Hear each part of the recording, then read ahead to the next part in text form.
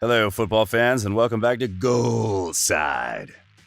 When a top team falls apart, suffers a catastrophic drop in form, watches their most loyal manager leave, or their best player sold to another club, how are they supposed to get back on track? There are many different theories and approaches surrounding this. After all, it's what directors of football get paid to do, among other important figures at these types of clubs, so it's no surprise that hundreds of different solutions have been attempted. Whether it's been spending millions on a big-name player from a foreign league or hundreds of millions on several of them, firing manager after manager until the right one finally clicks, injecting a whole lot of the annual budget on sponsorships and renaming the stadium, or simply begging the fans to provide more vocal support, big clubs often do whatever they can to remain at the top, lest they fall into irrelevance and disgrace. Recently, a similar situation to this occurred with one of the biggest, if not the biggest, clubs in the world.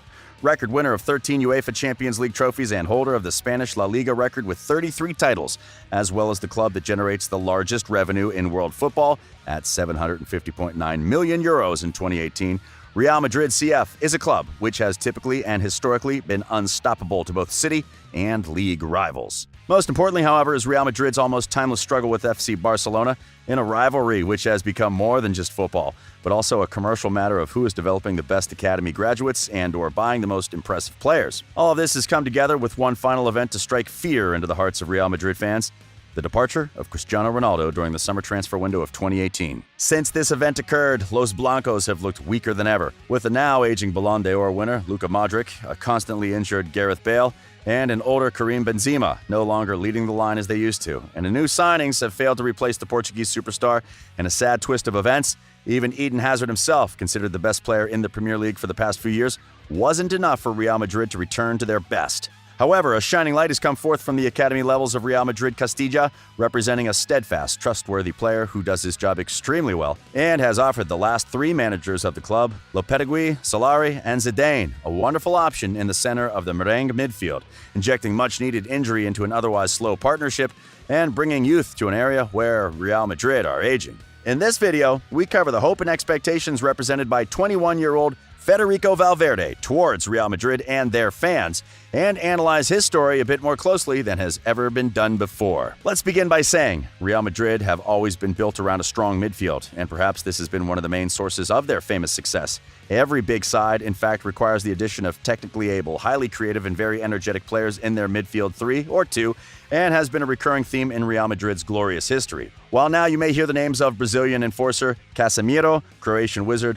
Luka Modric, German passing maestro Toni Kroos, or unpredictable magician Isco, there were once even more impressive names that lit up the Santiago Bernabeu every week, winning their own fair share of trophies. Famous midfielders at the club include Mitchell, known for his amazing crossing ability, hardworking Steve McManaman, who was an amazing dribbler in the final third as well as an energetic presence in the middle of the pitch, Claude Makelele, widely considered to be the best central defensive midfielder of all time, Luis Figo, who came from Barcelona and earned the Ballon d'Or while at Madrid, and finally, Zinedine Zidane himself, who was perhaps among the top 5 players ever to play for Los Blancos.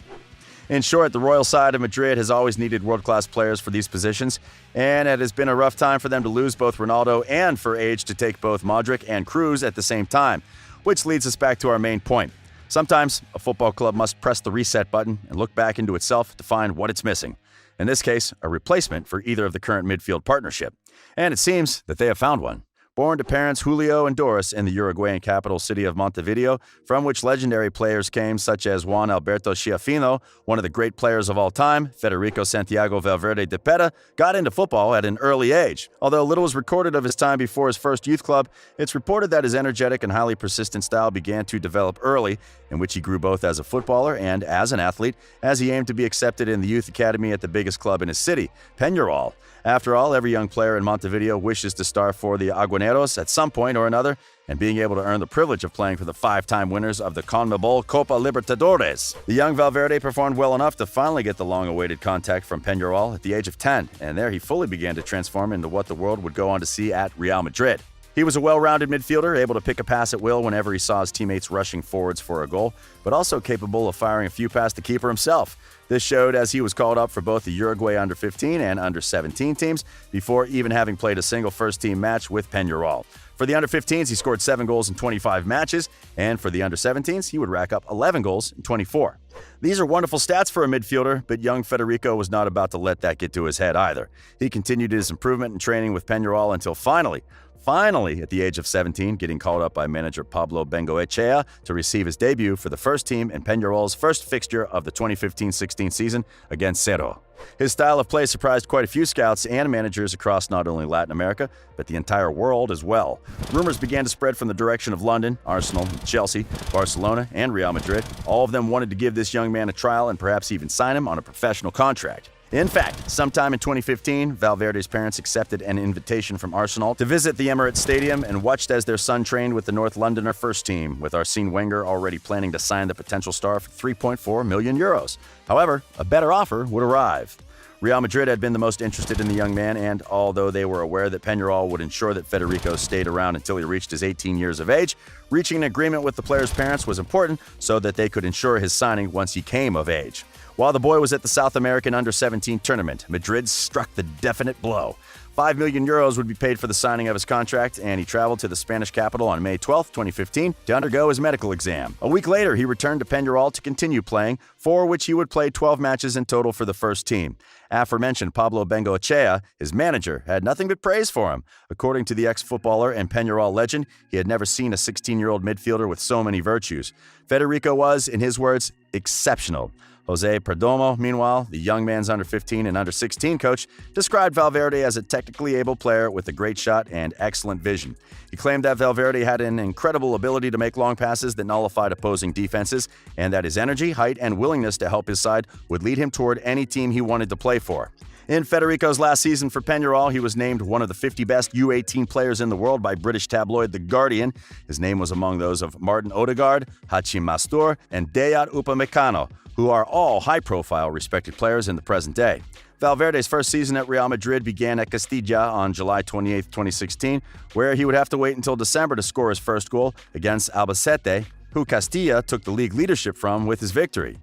More importantly, however, he began to make himself known to Real Madrid's first team quite early on into his Castilian career, being able to train with them on August 31st and finally caught the eye of first-team manager Santiago Solari a few months later when he was given a start in La Liga in late January of 2017. He would go on to score 3 goals in 30 appearances during the lonely year at Real Madrid Castilla, but the signs were good. Solari himself had nothing but praise for Federico, claiming that the young man generated a lot of football in midfield. With intentions of helping him grow, however, he would be loaned out for a year to Deportivo La Coruña, who were suffering in their bid to stay in La Liga. Despite his excellent form and 24 appearances for the side from Galicia, La Coruña would face relegation at the end of the season.